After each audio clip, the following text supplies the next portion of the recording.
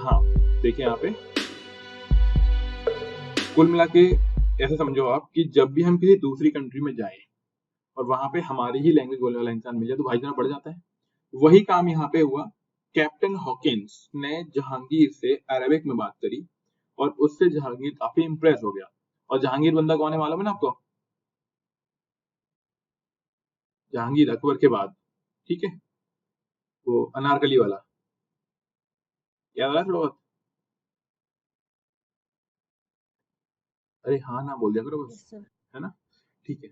The concession were granted but were soon revoked under pressure from the vested interest in the court। तो जहांगीर ने कुछ benefit दे दिया, बोले कि जाओ तुम्हें टैक्स नहीं देना पड़ेगा, तुम आराम से ट्रेड करो। लेकिन कुछ दिनों के बाद लोगों ने बोला कि भैया गलत हो रहा है, तो फिर अंडर प्रेशर में आके उन्होंने वो सब कुछ चीजें हटा ली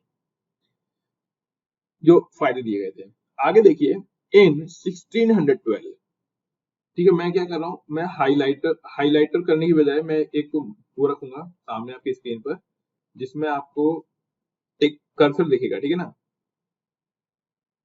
ठीक रहेगा ये लेजर पॉइंटर, ठीक है, ये ज्यादा बेटर लग रहा है? हाँ सर। दिख रहा है आपको, है ना? इससे क्या है ना, पीडीएफ भी खराब नहीं होगी अपनी और समझ में भी आ जाएगा। देखिए यहाँ पे हाँ sir. In 1612 Captain Best defeated the Portuguese, freed in the battle of Swally बोलते हैं इसको वैसे तो, लेकिन सवाले लिखा हुआ जो भी, near Surat, and got permission for setting up a factory at Surat. उन्होंने क्या किया, फाइट लड़ी और फाइट में जीत गया कैप्टन हॉकिंस, और इनको परमिशन मिल गई सूरत में ट्रेड करने की या फिर फैक्ट्री बनाने की। तो ये ईयर ध्यान रखना है, 1612 में। और कब आए थे ये लोग? 1600 के अंदर, 1600 से 12 साल लग गए इनको पहली फैक्ट्री बनाने के अंदर। फिर अगला है इन 1650 sir Thomas Roe was sent by King James I। अब दूसरा इंसान कौन आ रहा है? थॉमस रो आ रहा है। The court of Jahangir who granted trading concession to the British despite opposition from his court। और इस बार ध्यान रखना, थॉमस आया तो उसे मिल गए थे, लेकिन फिर बाद में वो वापस ले लिए गए थे। लेकिन इस बार उसे कंसेशन मिल गए और कोर्ट ने अपोज किया, लेकिन तब भी उसको बेनिफिट दिया गया। बेसिकली ये डॉक्टर का बंदा था, इसने कुछ जहांगीर की हेल्प की थी और जहांगीर को लगा कि यार बंदा सही है, तो इन्होंने कंसेशन दे दिया। लेकिन यहां से दिक्कत होना स्टार्ट हो जाएगी। आगे देखिए इन 1622 the British consolidated their position by helping Iran to secure possession of Ormuz, जगह का नाम है, from the Portuguese। Same year they set up factories at अरमगांव, अरमगांव या आरामगांव, ठीक है ना, एंड मुसलीपट्टनम। ये इंग्लिश में नेम लिखे हुए होंगे हिंदी के, ठीक है, तो कुछ कुछ आपको डिफरेंस मिलेगा। तो आपको मोस्टली तो इंग्लिश के स्पेलिंग पर फोकस करना है, एंड देन उसका नेम थोड़ा समझ में आ जाए ऐसा आपको ध्यान रखना है, ठीक है। तो 1622 में ब्रिटिश अपनी पावर को इकट्ठा किया, ईरान के साथ उन्होंने एक तरीके से बॉन्डिंग बनाई और ऑर्मुज वाले एरिया पे कंट्रोल कर लिया, ठीक है। उसके बाद उसी ईयर, सेम ईयर 1622 में ही उन्होंने आराम गांव एंड मछलीपट्टनम में अपनी फैक्ट्री बना ली। तो ये स्टार्टिंग पोजीशंस हैं ब्रिटिश की, जहां पे उन्होंने अपना कंट्रोल बनाया। आगे देखिए in 1633 factories were set up at Balasore and Hariharpura in Orissa. उसके बाद 1633 में कहाँ कहाँ बन रही है? बालासोर में और हरिहरपुरा में। तो आप देखो कहाँ 1612 में तो एक फैक्ट्री बनाने के लिए भी इनको परेशानी उठानी पड़ रही थी, और अभी लगातार year on year factories open करते जा रहे हैं। और यह ध्यान रखिएगा, यहाँ पे फैक्ट्री का मतलब प्रोडक्शन हाउस नहीं है। प्रोडक्शन हाउस मतलब जहाँ पे चीजें बनाई जाती है वो नहीं है। यहाँ पे फैक्ट्री का मतलब होता है जहाँ पे ब्रिटेन से आया हुआ सामान रखा जाएगा और इंडिया से भेजने वाला सामान रखा जाएगा। स्टोरेज हाउस जिसे हम लोग बोलते हैं ना, क्या बोलते हैं उनको, वेयर हाउसेज हैं इनके, ब्रिटिशर्स के। In 1640 Madras was brought and a factory was set up at St. George। ये फोर्ट सेंट जॉर्ज का नाम ध्यान रखिएगा। फोर्ट सेंट जॉर्ज में मद्रास के अंदर फैक्ट्री बनाई गई 1640 में। This was followed bye setting up factory eight Hooghly. और ध्यान रखना गंगा ही हुगली है ना, कोई अलग रिवर नहीं है, गंगा ही हुगली है।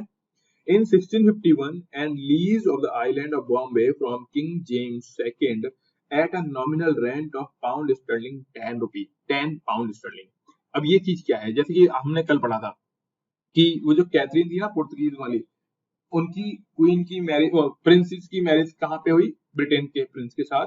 और बदले में दहेज में क्या दिया गया था? बॉम्बे। और वही बॉम्बे किंग्स जेम्स सेकंड ने ईस्ट इंडिया कंपनी को दे दिया। अभी ये ध्यान रखने वाली बात है कि अभी ब्रिटिश ईस्ट इंडिया कंपनी एक प्राइवेट कंपनी है और ब्रिटेन अलग चीज है, अभी तक दोनों एक बात नहीं है। इसीलिए किंग्स जेम्स सेकंड ने बॉम्बे 10 पाउंड की कीमत पर लीज पे दे दिया है किसको? ईस्ट इंडिया कंपनी को। ये वर्ड समझ में आ गया? हाँ सर। ये याद रखना है कि कब दिया गया लीज पर, सर। क्वेश्चन आ चुका है प्रीलिम्स में एक बार। आगे देखिए, next, in 1688 the British suffered a minor reversal when they fought with Shaista Khan, the governor of Bengal। तो देखो सियस्ता खान से फाइट होगी ना तो इनको थोड़ा सा दिक्कत आएगी। और बंगाल वो एरिया है जहां पर सबसे ज्यादा, आप ये समझ लीजिए कि हुगली रिवर यानी गंगा रिवर है, फर्टाइल लैंड है और प्लस पोर्ट भी अवेलेबल है। तो वहां पे हमेशा सबसे पहले हर कोई कंट्रोल ही कहां पे करना चाहेगा? बंगाल वाले एरिया में। तो एंड वर डिफीटेड, और हरा दिया गया, शायद खान ने हरा दिया। They were told to get out of the Mughal territory and also close down their factories at Surat. और अब की बार बोला कि भैया भगो यहाँ से, मुगल टेरिटरी से बाहर निकलो और सूरत में अपनी जो फैक्ट्री बनाई हुई बंद करो उनको। They immediately made peace and regained their lost position. और देखो ब्रिटिशर्स की खास बात क्या थी, हार गए तो पैर पकड़ लेते थे, माफी मांग लेते, बोले सर सॉरी सॉरी सॉरी गलती हो गई। और इंडियन क्या थे, शान में आ गए कि अच्छा गलती हो गई ना, अब तुम्हें समझ में आई तुम्हारी औकात, और उसके बाद उनको माफ कर दिया। यहीं पे गलती कर गए लोग। अगर ये उसी टाइम बोलते ना कि नहीं माफ नहीं करेंगे, जाओ बाहर बाहर निकलो, तो आज मामला चेंज होता। लेकिन हुआ क्या, उन्होंने बोला कोई दिक्कत नहीं, तुमने माफी मांग ली, अच्छी बात है, अब आराम से पे रखे ट्रेड करो। एंड देन क्या होगा, they peace the peace agreement was followed by permission of another factory near Calcutta. अब सोचो, इस बंदे ने हराने के बाद उनको दोबारा से ट्रेड करने की परमिशन और दे दी। बोले अच्छा माफी मांग ली ना, देखो मालूम पड़ गई तुम्हें अपनी, अब तुम जाके जाओ आराम से फैक्ट्री बनाओ। अब इनको परमिशन मिल चुकी है फैक्ट्री बनाने की, कहां कहां पे? कैलकाटा वाले एरिया में। इसके अलावा उन्हें 3 गांव और दे दिए, बोले जाओ इन 3 गांव में आराम से अपनी फैक्ट्री बनाओ। ठीक है, कौन कौन से एरिया थे वो? सुतानती, गोविंदपुर एंड कालीकाता। ध्यान रखना यही कालीकाता आज कोलकाता है। तो जो कोलकाता वाला एरिया दे दिया उन्होंने, लिखा हुआ है which are the centre of present day Kolkata. तो ये एरिया जो बंगाल के मेन एरिया में आते थे, वो एरिया दे दिया गया ब्रिटिशर्स को। और सोचो हरा चुके थे, हराने के बाद तो देना ही नहीं चाहिए था। अगर नहीं देते ना तो हिस्ट्री इतनी सारी जो पढ़नी पड़ी ना वो खत्म हो जाता सिलेबस हमारा, कुछ और पढ़ रहे होते हम लोग। लेकिन इनकी वजह से ये मामला खिंच गया। आगे देखिए, इन 1714 John सुरमान accompanied by William Hamilton, a physician, अब ये एक डॉक्टर है, who had treated Emperor Farooq Syed. Farooq Syed एक पर्सन है, एक डॉक्टर मतलब एक राजा है।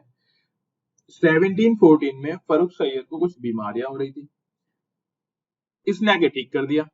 ठीक है, अब ये लिखा हुआ है Farooq Syed of some disclose disease called on the emperor pleading for more concession. तो आपको समझ में आ रहा होगा अनडिस्क्लोज डिसीज किसे बोलते हैं, है ना?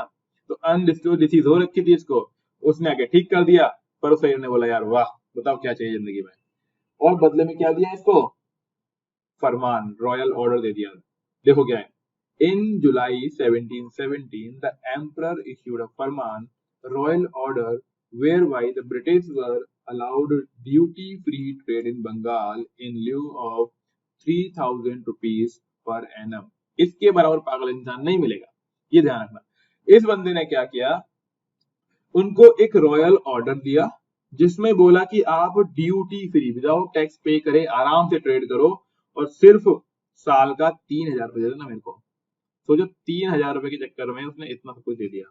ठीक है, a sum of Rs 10,000 as a one-time settlement for all the outstanding dues for the Surat factory and duty-free trade without any consideration within the Hyderabad state. और बोला कि 10,000 रुपए नगद और दे दो, तो अभी तक का जो भी आउटस्टैंडिंग था, जो भी कर्जा था, सब माफ कर देंगे।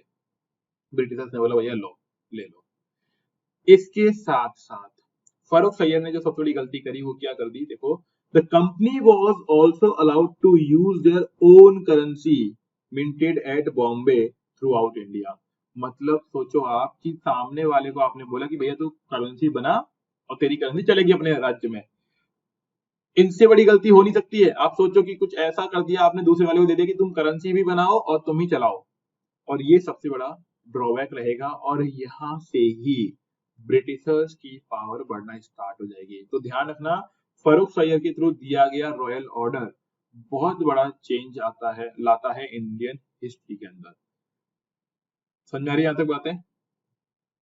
हाँ सर। अगला देखिए, internal development of the company. अब ये तो इंडिया में चल रहा है, इंडिया के अलावा ब्रिटेन में भी तो कुछ थी ना, इसका मेन जो चल रहा है, रनिंग की जा रही है तो ब्रिटेन से करी जा रही है। अब कंपनी अपने आप में क्या चेंजेस कर रही है उसके बारे में समझिए। Between 1615 to 1686, the company grew from strength to strength। मतलब कदम कदम बढ़ा रही है कंपनी। एकदम से नहीं बोला कि आओ पूरे कंट्री पे रूल कर लेते हैं, नहीं।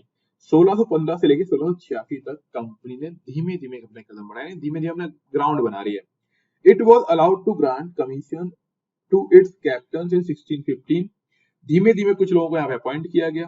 In 1625, the governors and directors of company were given judicial power in civil and as well criminal matters। धीमे धीमे यहाँ पे गवर्नर अपॉइंट किए गए और गवर्नर्स को सिविल और क्रिमिनल मैटर्स में डिसीजन देने की पावर दी गई। मतलब कोई मुद्दा हो गया तो डिसीजन ये करेंगे, यानी ये डिसीजन जजमेंट कर रहे होंगे। In 1661, the company was authorized to send ships of war with men and ammunition for the safety of its position overseas। और 1661 में कंपनी को ये अथॉरिटी दी गई। किसके थ्रू दी गई? ब्रिटिश गवर्नमेंट के थ्रू, कि भाई अगर कभी जरूरत पड़ेगी तो आप आदमियों को और हथियारों को भेज सकते हो एक जगह से दूसरी जगह पर सेफ्टी के पर्पज से। मतलब ये ब्रिटिश ईस्ट इंडिया कंपनी की पावर बढ़ रही है ब्रिटेन के अंदर। आगे है, इन 1683 it got full power to declare the war and to make peace and also to raise, train and maintain an army। 1683 आते आते ब्रिटिश ईस्ट इंडिया कंपनी को सारी की सारी पावर मिल चुकी है कि भाई आप अपनी आर्मी बना लो, ट्रेन को मेंटेन करो, कुछ भी फाइट करो, आपके पास फुल फ्रीडम है।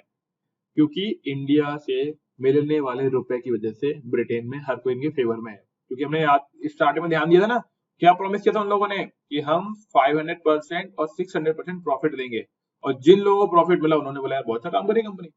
और जो रुपए लगाने वाले लोग थे वो मोस्टली ब्रिटेन के बहुत लग्जूरियस लॉर्ड्स जिन्हें बोलते हैं वो लोग थे। तो उन्होंने बोला हम दिलाएंगे तुम्हें परमिशन, और उन्होंने परमिशन इनको दिलवा दी। आगे देखिए, 3 years later in 1686 it got the authority to appoint admiral of its navy and to coin money of all spices। कहने वाली बात ये हुई कि कुछ टाइम के बाद इनको एडमिरल यानी आर्मी रखने, उसको मेंटेन करने, चलाने सबकी पावर मिल चुकी है, और कॉइन तो बना ही रहते पहले से ही, तो वो भी पावर इनके पास है। आगे देखिए, नेक्स्ट 1698 और 1702 के बीच में क्या हो रहा है, और ये भी ध्यान रखना, अभी कंपनी फाइट क्यों नहीं कर रही है? कंपनी डायरेक्टली फाइट इसलिए नहीं कर रही है, पहली बात तो शाइस्ता खान से डिफीट हो चुके थे एक बार ये, दूसरा अभी औरंगजेब जिंदा है, और औरंगजेब को हम लोग जान ही रहे हैं कि औरंगजेब क्या है, लास्ट पावरफुल मुगल रूलर है। अगर ये कहीं भी टेढ़े मेढ़े होते तो औरंगजेब इनको डिफीट करके भगा दिया होता, इसीलिए अभी कंपनी फाइट नहीं कर रही है। Between 1698 and 1702, the company suffered some reverse when the government of Great Britain was in need of 2 million of pound sterling, which the company was unable to make available। अब हुआ क्या, 1698 से 1702 के बीच में ब्रिटेन की कंपनी ने, जो British government थी, उसने बोला भैया 2 मिलियन पाउंड दो, इस कंपनी को बोला। अब ये थोड़ा दे नहीं पा रहे थे तो उसमें दिक्कत आ रही थी। अब उसके लिए इनको लाइसेंस वगैरह मिलना था कि भाई लाइसेंस वगैरह पे करना पड़ेगा, उन सब के लिए इनको मनी चाहिए थी। A parallel company emerged who was granted a license for monopoly trade and the company was given the notice to wind up its operation in 2 years। तो हुआ क्या, ये रुपए दे नहीं पाए तो वहां पे एक नई कंपनी खड़ी हो गई। उस कंपनी के पास एक लाइसेंस आने वाला था जिससे मोनोपोली यानी वही कंपनी रन करेगी इंडिया में, और इसको अपना 2 साल में बंद करना होगा बिजनेस। जैसे आपको ध्यान होगा स्टार्टिंग में क्या लिखा था कि प्रिंस ने बोला था, राजा ने बोला था कि अगर हम कंपनी बंद करने के लिए बोलेंगे तो 2 साल का नोटिस देंगे, तो वही नोटिस इनको दे दिया गया। A compromise was worked out under which the two companies operated together for 7 years, after which the old company surrendered its charter in 1709 to Queen Anne and the new company stepped into its shoes as a United Company of Merchants of England trading to the East Indies। अब 2 साल की बात हुई थी, 2 साल में बंद करना पड़ेगा, लेकिन फिर कुछ अब आपस में बातचीत हुई, बातचीत होने के बाद ये बोल दिया गया कि देखो काम करो अभी तो लगातार, दोनों कंपनी काम करो साथ में, और 7 साल के बाद 7 years आफ्टर 1709 में आपको ये कंपनी क्वीन को हैंडओवर करनी होगी, और उसके बाद से जो कंपनी रन करेगी वो कौन सी कंपनी होगी? United Company of merchants of England trading to the East Indies. ये कंपनी काम करेगी, पुरानी वाली कंपनी क्या हो जाएगी? बंद हो जाएगी। ये आपस में डिस्कस कर लिया गया। यहाँ तो समझ आ रहा है? देखो ये हाँ चीज सर। अभी समझ लीजिए, ये शॉर्ट में लिखा हुआ है, फिर आप बुक पढ़ेंगे ना तो बाकी कहानी आपको करेक्ट हो जाएगी। आगे देखिए, इसके बाद जो लोग आए वो थे फ्रेंच। ब्रिटिशर्स अभी खत्म नहीं हुए, ब्रिटिशर्स की सिर्फ एक हमने इंट्रोडक्शन देख लिया। अभी आगे हम लोग बार बार पढ़ेंगे ब्रिटिशर्स को, लेकिन थोड़ा हम लोग पढ़ लेते हैं कि फ्रेंच जो कंपनी थी वो कैसे आई, क्योंकि फ्रेंच ही बचते हैं और कोई नहीं है। अब देखिए यहाँ पे, licence for trading with India and the East Indies was first granted by King Louis 12। King Louis 12 ने 1611 में इनको बोला, but was not followed up seriously, लेकिन कोई ने ध्यान दिया ही नहीं। तो 1611 में बोला गया कि भाई जाओ बिजनेस करो, कोई गए नहीं। फिर कब गए? In 1664 Louis 14 granted another licence under the governorship of Colbert, बोलते हैं कोलवर्ट, ठीक है ना। कोलवर्ट के अंडर में एक लाइसेंस दिया गया कि भैया जाओ ट्रेड करो। अब देखो यहाँ पे 1664 में फ्रेंच एंटर करेंगे इंडिया के अंदर, और यहाँ इस ईयर तक आपको मालूम ही है ब्रिटिश लोग तो अपने पैर जमा चुके हैं। याद है अभी हमने पढ़ा था, कंपनी बन चुकी है, गवर्नर आ चुके हैं, एडमिरल आ चुका है 1664 तक, और उस टाइम में ये लोग एंटर करेंगे फ्रांसीसी, जिसे बोलते हैं फ्रेंच लोग। तो डेफिनेटली क्या होंगे? डिफीट हो जाएंगे। देखिए आगे, the company was to concentrate on India with Madagascar as the halfway house. In 1667, first French factory was set up at Surat with Francis Caron as its director general. ठीक है, इनको लग रहा था कि यार मेडागास्कर पे कंट्रोल कर लेते हैं, मेडागास्कर एक आइलैंड कंट्री टाइप का एरिया है, वहां से स्पाइसेस ले लेंगे, और इंडिया में इन्होंने सूरत में अपनी फैक्ट्री बना ली। और हमको मालूम है सूरत में कौन बैठा हुआ है पहले से ही? हाँ जी, कौन बैठा हुआ है सूरत में पहले से ही? ब्रिटिश लोग, ठीक है, उनकी कंपनियां पहले से हैं सूरत के अंदर। तो इनको वहां पे कॉन्फ्लिक्ट यानी कॉम्पिटिशन फेल करना पड़ेगा। A factory at Moslipatam was also established in 1669. दूसरी फैक्ट्री कहाँ बनाई है इन्होंने? मुसलीपट्टनम में। यहाँ पर भी कौन है? ब्रिटिश है। कैरोन was replaced in 1672 और इसको हटा दिया गया by Francis Martin who founded Pondicherry in 1673। तो इसकी जगह पर ध्यान रखना, कैरोन की जगह पे अगला बंदा कौन आ रहा है? Francis Martin. पौंडीचेरी इसने स्टैब्लिश किया। कोई पूछे कि पौंडीचेरी किसने फाउंडेशन डाली, तो फ्रांसिस मार्टिन ने डाली है, under a grant from the king of Bijapur शेर खान लोधी। और किसने परमिशन दी थी? परमिशन देने वाला इंसान है बीजापुर का शेर खान लोधी। और इस तरीके से पौंडीचेरी डेवलप हुआ। अगला देखिए, 1693 the Dutch snatched Pondicherry but it was restored to the French under the treaty of Prestige. कहने वाली बात यह है कि जो 1672 में फ्रांसिस मतलब फ्रेंच लोगों के थ्रू डेवलप की गई जगह थी, उसको डच लोगों ने हड़प लिया होता, छीन लिया होता। लेकिन फिर एक ट्रीटी हुई, और ट्रीटी से दोबारा से पावर के पास आ गई फ्रेंच लोगों के पास। Between 1697 to 1739, the French consolidated their position by adding Chandernagore, Balasore and Kasim Bazar. कहने वाली बात यह है कि 1697 से लेके 1739 के बीच में फ्रांसीसी लोगों ने या फिर फ्रेंच लोगों ने अपनी पावर को बढ़ाया, और इन्होंने 3 एरियाज पर अपना कंट्रोल जमा लिया था। कौन कौन सी जगह थी वो? चंद्रनगर, बालासोर एंड कासिम बाजार, इन पर कंट्रोल हो गया था।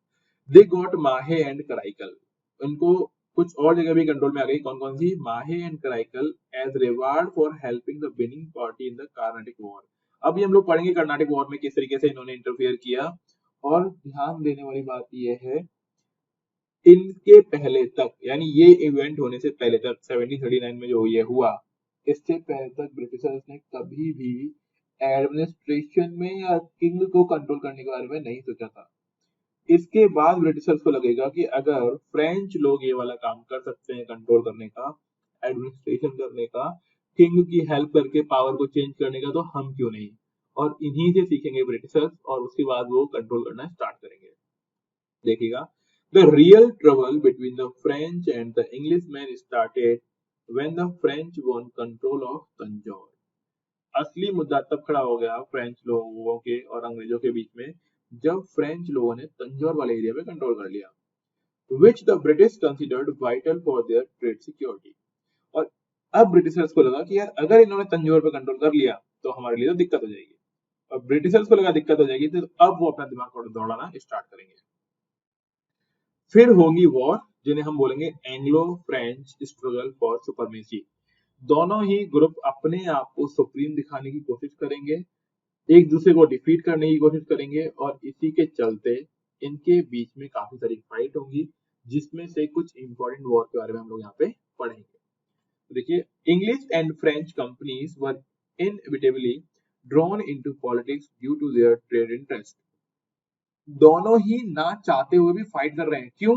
क्योंकि दोनों की ट्रेड इंटरेस्ट सिमिलर है, दोनों एक ही का ट्रेड कर रहे हैं, है ना, दोनों स्पाइसेस को सेल करना चाहते हैं, तो ना चाहते हुए भी इनमें फाइट होगी, मतलब फाइट होना पक्का है। After decline of the Mughal central authority, Mughal central authority कमजोर हो गई 1707 के बाद, तो Mughal viceroy of Deccan were unable to protect the trade interests of the European companies। तो मुगल लोगों के जो भी गवर्नर टाइप के लोग थे या फिर जिनके भी अंडर में वो एरिया था, वो कंट्रोल नहीं कर पा रहे थे यूरोपियन कंपनीज को। Against the objection of the subordinate officials or raids of the Marathas, hence the European companies came to the conclusion that they were required to develop their militaries to protect themselves। ठीक है, एक आध spelling mistake हो सकती है ना, तो उसके लिए वो हो सकती है टाइपिंग एरर, है ना, तो उसके लिए परेशान मत होइएगा, बट आपको फीलिंग समझ में आ जाएगी प्रॉपर। हुआ क्या, यूरोपियन कंपनीज ने लगातार ये देखा कि उनके ऊपर अटैक होते हैं, फाइट होती है, कॉन्फ्लिक्ट होती है, उससे बचने के लिए उन्हें आर्मी बनानी ही पड़ेगी अपनी सेफ्टी के लिए। और ये आर्मी बनाने का जब सिलसिला स्टार्ट होगा, तो फिर इससे कंपटीशन क्रिएट होगा और बाद में डोमिनेशन की बातें आएंगी। तो देखिएगा, both British and French companies wanted to maximise their profit. दोनों ही कंपनी चाहती है कि भैया प्रॉफिट अधिक से अधिक हो जाए, क्योंकि वो ट्रेड करने ही आए हुए हैं, और ट्रेड करने आए हैं तो मोटिव उनका क्या है कि मैक्सिमम प्रॉफिट अर्न कर पाए। दे sought to reduce all competition and gain monopolistic control।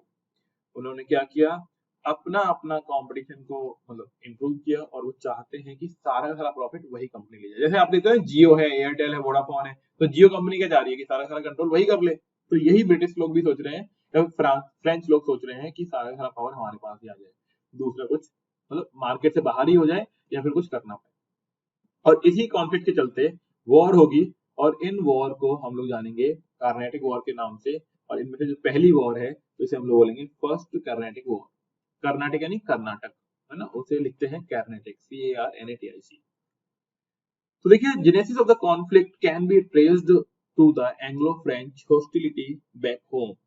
तो पहली जो वॉर हो रही है ना, वो इसलिए हो रही है कि दोनों एक ही सेम फील्ड में है, दोनों के बीच में इंटरनली कॉन्फ्लिक्ट्स हैं, और यहाँ पे ये सोचते हैं कि भैया दूसरे को हरा दो, उनको घर भेजो, है ना, अपने आप मार्केट से बाहर कर दो, इंडिया से बाहर कर दो, तो उनको फायदा हो जाएगा। और इस टाइम, लेकिन इस टाइम इनका बहुत अच्छा गवर्नर होगा जिसका नाम है डुप्लेक्स। डुप्लेक्स लिखा हुआ है, डुप्ले बोलते हैं इसको, है ना, DUPLEIX है ना, इन डुप्ले बोलते हैं, Dupleix, who succeeded Dumas the French governor and advised his British counterpart to maintain neutrality, which was not agreed by the British। कहने वाली बात यह है कि स्टार्टिंग में जो डुप्ले है, वो ड्यूमा वहां की पार्लियामेंट का नाम है, ठीक है ना, एज द फ्रेंच गवर्नर, वो फ्रेंच गवर्नर के थ्रू एडवाइस करवाएगा ब्रिटिशर्स को कि वो न्यूट्रल रहे इंडिया में, मतलब इंडिया में फाइट ना करें, किसके साथ, फ्रेंच लोगों के साथ, लेकिन बात बनेगी नहीं। Dupleix took to simultaneous action, लेकिन डुप्ले यहाँ पे दो काम करेगा। He approach the governor of Karnataka Anwaruddin for instruction to the British, and also messaged the French governor of Mauritius La Bourdonnais for reinforcement। कहने वाली बात यह है कि जो डुप्ले, देखो डुप्ले बहुत कैपेबल बंदा है, बहुत कैपेबल इंसान है। ये क्या करता है, कर्नाटक के गवर्नर से मिलता है, अनवर उलुद्दीन से बातचीत करता है, ब्रिटिशर्स के अगेंस्ट उनको मैसेज मतलब करवा रहा होता है तरीके से कि भाई वो यहाँ पे इंटरफेयर ना करें, और साथ ही साथ, ठीक है, also message the French governor of Mauritius, और फ्रांस का जो गवर्नर था मॉरिशस के अंदर, है ना, मॉरिशस की स्पेलिंग ध्यान रखिए ना, ये है, उसको भी बोला गया कि आप भी अपनी पावर को बढ़ाएं, रीइंफोर्समेंट करें, ठीक है। When asked by Anwaruddin to maintain peace, the British agreed, but when Dupleix saw that reinforcement had come under la ordinance from Mauritius, he decided to strike and war. देखो हो क्या रहा था, शांति तो मेंटेन हो गई थी, लेकिन हुआ क्या, जब डुप्ले को मालूम पड़ा कि उसके लिए क्या आ रही है, आर्मी आ रही है, यानी पीछे से बैकअप आ रहा है मॉरिशस से, तो डुप्ले ने बोला नहीं भैया अब तो लड़ाई लड़ी लेते हैं, और वो लड़ाई लड़ता हुआ जीत जाता है। He captured the British position in Fort Saint George, और ये डायरेक्ट पंगा ले लेता है ब्रिटिशर्स से। अब ब्रिटिशर्स का जो सेंट जॉर्ज फोर्ट था ना, अभी हमने थोड़ी देर पहले पढ़ा था, उस पर कंट्रोल कर लेता है ये, जो मद्रास में बना हुआ था, and other near by area. यानी ये बंदा जिसने ब्रिटिश की इतनी बड़ी पावर को ललकार दिया और स्टार्टिंग में एरिया जीत लिया। The victory was source because the differences between Duplay and the love audience, यहाँ पे ध्यान रखना, जो लड़ाई थी जिसमें जीत गया, ठीक है, वो काफी इंपॉर्टेंट थी यहाँ पे, और ये इंपॉर्टेंट इस तरीके से थी कि पहली बार किसने डिफीट किया है ना, और इससे थोड़ी मतभेद क्रिएट हो गए किन दोनों के बीच में, इन दोनों के बीच में, डुप्ले एंड लव ऑडियंस। इसको लगा कि यार मेरी वजह से जीता है, और डुप्ले ने बोला कि नहीं नहीं मेरे पास कैपेसिटी थी, मैं जीता, तो इससे थोड़ी प्रॉब्लम क्रिएट हुई। Peace finally came with the Treaty of Aix-la-Chapelle, चैपले बोलते हैं वैसे, Aix-la-Chapelle, दोनों के बीच में एक पीस, मतलब ब्रिटिशर्स और Indians, sorry Britishers and French लोगों के बीच में एक ट्रीटी हुई 1748 में। एक्स-ला-चैपेल की ट्रीटी बोलते हैं इसको, संधि, संधि मतलब लड़ाई के बाद होने वाली दोस्ती, उसे बोलते हैं ट्रीटी।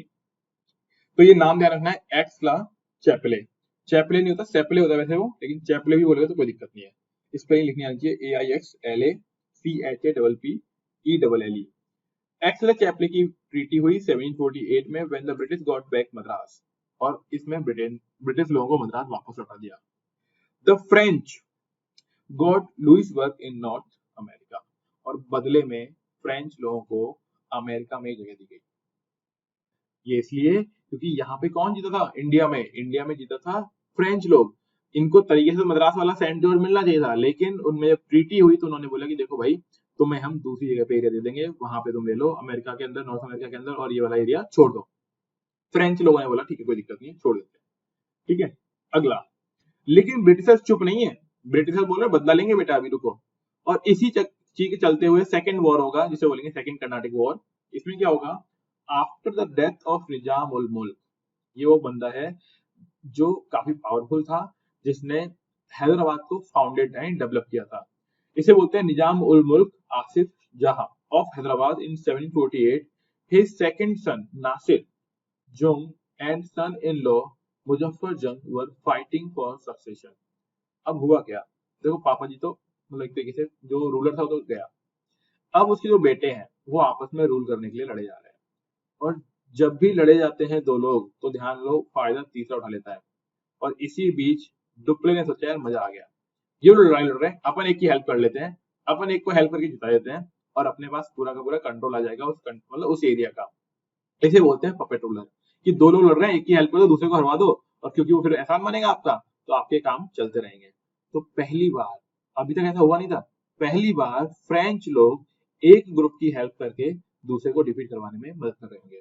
तो देखिए, the son in law was helped by the French Dupleix and son by the British, क्योंकि अगर एक तरफ डुप्ले हेल्प कर रहा है, दूसरे को अपने आप ही कौन आ जाएगा, ब्रिटिश आ जाएंगे। डुप्लेस पार्टी वॉन, और कौन जीत गया, डुप्ले। कौन हार गए, Britishers, resulting in an increase in the French possessions and a personal Jagir worth 10,000 pound।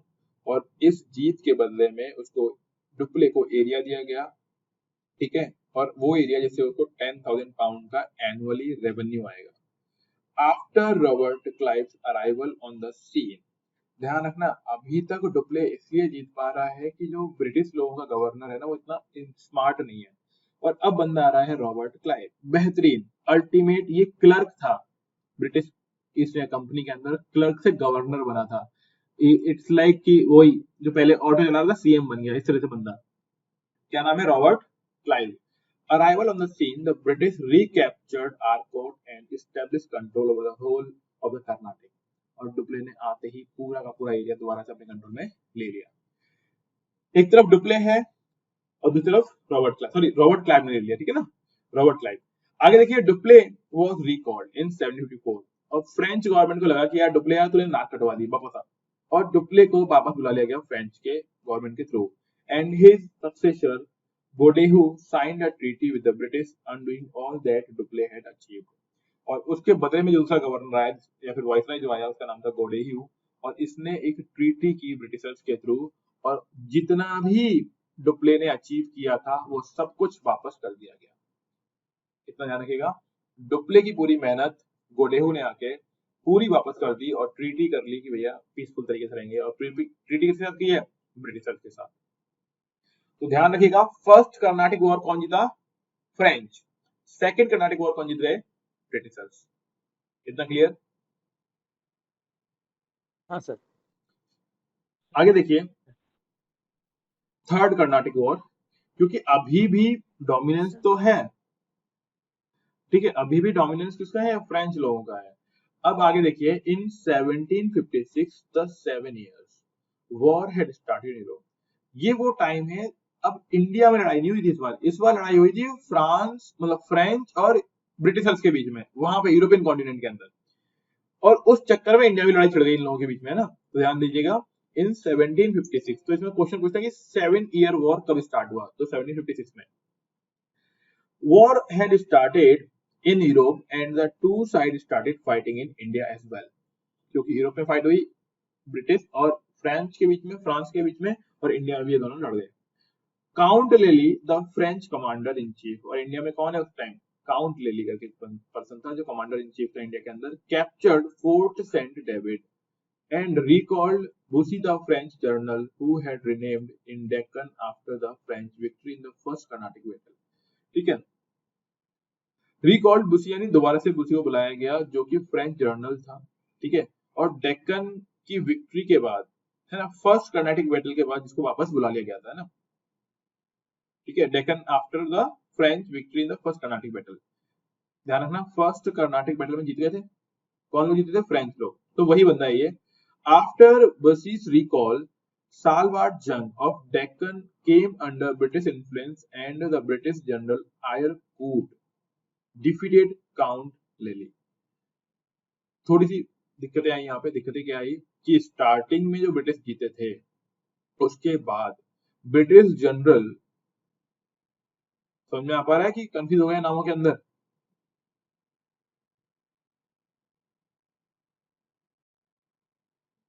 बस इतना ध्यान रखो कि पहले जीत गए थे कौन? फ्रेंच लोग। फिर ब्रिटिश जनरल, ठीक है, Eyre Coote defeated count lily, count lily को हरा दिया और दोबारा से रिकैप्चर किया वो एरिया जो ब्रिटिश के पैसे से छूट गया था, ठीक है। Normal return with the signing of the Peace of Paris, और दोबारा से हालात सामान्य हो गए जब ब्रिटेन के अंदर, वहां यूरोपियन कॉन्टिनेंट में एक पीस ट्रीटी हो गई पेरिस के अंदर 1763 में। तो देखो 1756 से लेके 1763 तक लड़ाई चलती रही। कितने साल हो गए? 7 साल हो गए। Signed by representatives of great Britain on one side and the United states, France and Spain on the other side. तो दो ग्रुप हो गए थे उस टाइम, ग्रेट ब्रिटेन एक तरफ और दूसरी तरफ यूनाइटेड स्टेट्स ऑफ अमेरिका मान लीजिए इसको, फ्रांस एंड स्पेन। क्लियर?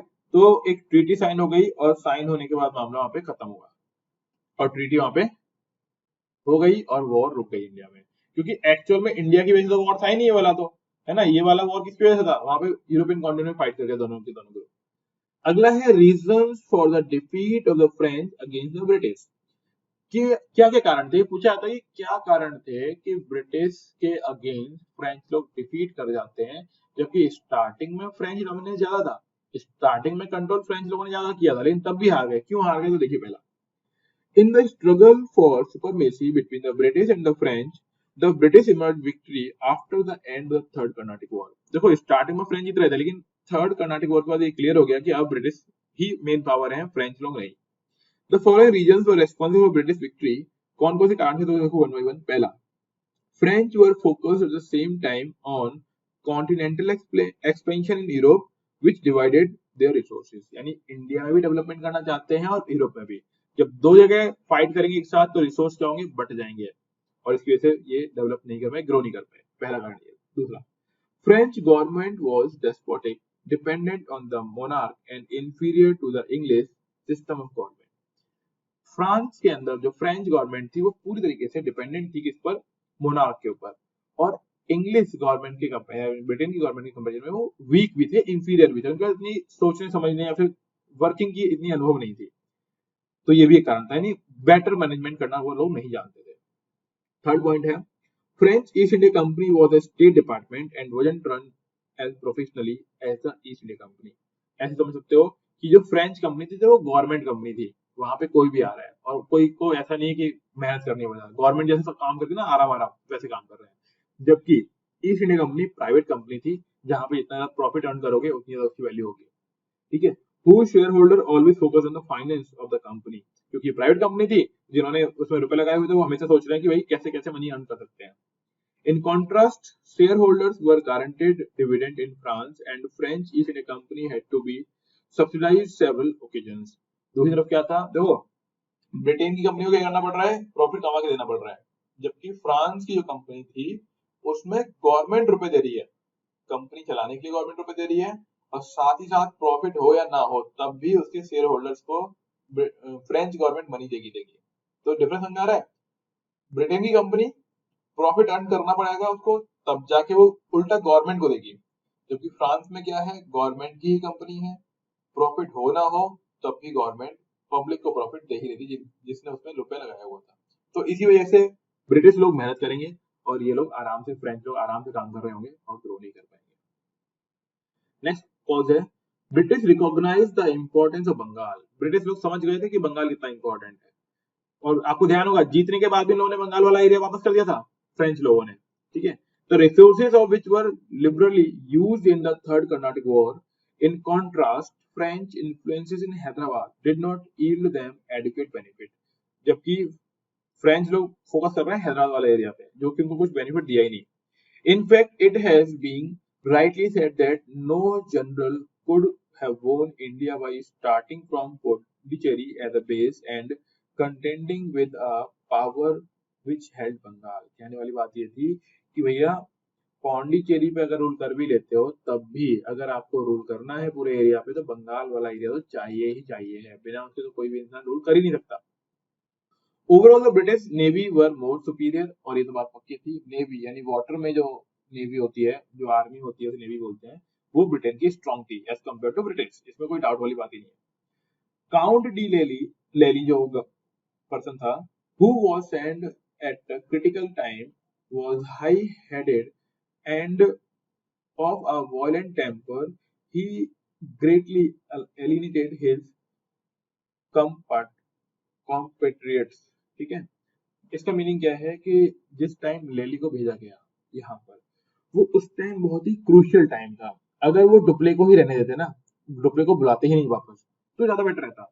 वो प्रॉपर समझ ही नहीं पाया यहाँ के टेम्पर को कि यहाँ पे किस तरीके से मामला गर्म हो रखा है, और इसी वजह से वो उतना बेनिफिट नहीं दे पाया जितना कि होना चाहिए था। जबकि डुप्ले बहुत शानदार काम कर रहा था, ध्यान रखिएगा, डुप्ले बेहतरीन काम कर रहा था इंडिया में, लेकिन डुप्ले को वापस बुला लिया गया। क्लियर, एक बार आप पढ़ेंगे ना समझ में आ जाएगी चीजें, बाकी चिंता ना करो, आगे देखेंगे। अब एक चीज है, एक इंसिडेंट है, the British in Bengal. Bengal में ब्रिटिश लोगों ने किस तरीके से अपना कैप्चर किया, कंट्रोल किया, वो समझेंगे एक बार। द ब्लैक होल इंसिडेंट, ये बहुत इंपॉर्टेंट इंसिडेंट है, इसके लिए मेंस में क्वेश्चन आ चुका है, ये वाला सेम क्वेश्चन है ना, एक्सप्लेन करने के लिए आ गया था। देखिए, in anticipation of the 7 years war the British had started fortifying their factories in Bengal. जो 7 year वॉर हुआ था ना, उसके बाद ब्रिटिश लोगों ने क्या किया, बंगाल में अपनी फैक्ट्री बनाना स्टार्ट कर दिया, which was objected by Siraj ud-Daula. और सिराज बोला कि भैया नहीं, फैक्ट्री नहीं बनाओगे, रुक जाओ। द गवर्नर ऑफ बंगाल, जो कि उस टाइम गवर्नर बंगाल था Siraj ud-Daulah, there were other complaints which the governor was receiving against the British, including harassment of the masses by the company's employees। Siraj को और भी कंप्लेंट मिली हुई थी कि जो गवर्नर के लोग हैं, ब्रिटिश इंडियन कंपनी के लोग हैं, वो लोगों को परेशान कर रहे हैं, इंडियंस को। ठीक है, और बिजनेस वगैरह भी ढंग से नहीं कर रहे हैं, उसमें भी इंडियन को लॉस हो रहा है। Some businessmen whom Siraj-ud-Dowla wanted in his custody for misdemeanors were given refuge by the British, who refused to hand over the fugitive to the नवाब। कहने वाली बात यह है कि कुछ बिजनेसमैन जो एक तरीके से सिराजुद्दौला के कंट्रोल में थे, उन लोगों के साथ भी कौन बात करने लग गया है, ब्रिटिशर्स, और उनको उनके अगेंस्ट भड़का रहे हैं, यानी सिराज के अगेंस्ट भड़का रहे हैं उनको, बिजनेसमैन लोगों को। Siraj-ud-Daulah therefore ordered the British to close down their factories and vacate the position in Calcutta and Kasim Bazar। तो सिराज ने ऑर्डर दिया कि भैया अपनी फैक्ट्री बंद करो, एरिया खाली करो, निकलो यहाँ से। But the company paid no heed, मतलब कंपनी ने ध्यान ही नहीं दिया। उन्होंने बोला भैया बोलते ना, हमें मत फर्क नहीं पड़ता। तो सिराज को लगा कि यार कोई सुन ही नहीं रहा। As a consequence Siraj organise his army and laid siege to the fort. और सिराज ने क्या किया भाई, अपनी आर्मी बुलाई और वो एरिया कंट्रोल में ले लिया। The garrison commander organise an escape. तो उस टाइम जो गैरिसन मतलब जो एरिया था ना वहां का, उस एरिया के लोग जो फोर्ट उन्होंने कंट्रोल किया, वहां के लोगों ने कैसे न कैसे अपने आप को बाहर निकाल लिया। लेकिन leaving behind 140 soldiers under the command of John Zephaniah Holwell, ये एक पर्सन था, उसके साथ लगभग 140 लोग वहां पे रह गए थे। A senior East India company bureaucrat who had been a military surgeon, जो कि एक मतलब सीनियर ब्यूरोक्रेट था और उनकी मिलिट्री में सर्जन था, ठीक है।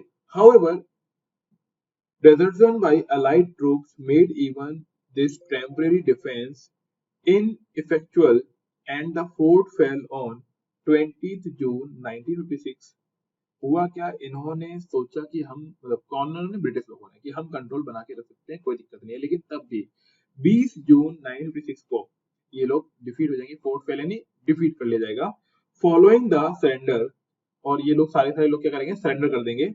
Holwell and the other Europeans were placed for the night in the company's local lockup for petty offenders, popularly known as the Black Hole। अब हुआ क्या, जो 146 सोल्जर्स थे ना ये ब्रिटिश ईस्ट इंडिया कंपनी के, इन लोगों को आम जो छोटे मोटे ऑफेंडर्स करने वाले लोग होते हैं ना, उनके साथ एक कमरे में बंद कर दिया गया।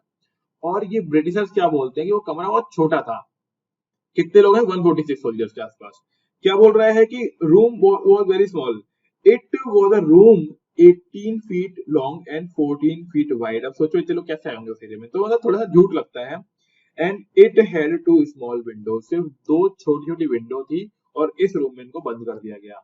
और इस इवेंट को ही क्या बोला गया है, ब्लैक होल इंसिडेंट बोला गया है। और इसमें होगा ये कि ज्यादातर लोग, देखिए यहाँ पे हॉलवेल क्या बोलता है, हॉलवेल एक पर्सन है, वो क्या बोलता है, according to Holwell 146 people were locked up and 23 survived. रात भर बंद रहने पर 146 लोगों में सिर्फ 23 लोग जिंदा बचे, बाकी लोग मर गए घुट के। The incident was held up evidence of British heroism and the nawab's callousness. और ये चीज बताती है कि ब्रिटिश लोग कितने महान हैं और नवाब लोग कितने निर्दयी लोग हैं।